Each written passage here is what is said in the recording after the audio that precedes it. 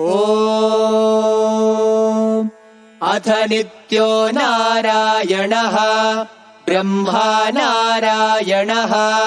शिवश्च नारायणः शक्रश्च नारायणः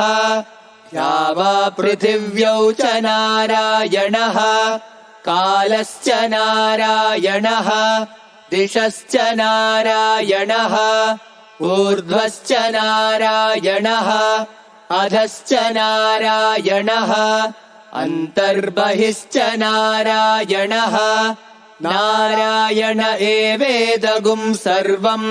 यद्भूतं यच्च भव्यम् निष्कलो निरञ्जनो निर्विकल्पो निराख्यातः शुद्धो देव एको नारायणः न द्वितीयोऽस्ति कश्चित् य एवं वेद स विष्णुरेव भवति स विष्णुरेव भवति ओमित्यग्रे व्याहरेत् नम इति पश्चात् नारायणायेत्युपरिष्टात् ओमित्येकाक्षरम् नम इति द्वे अक्षरे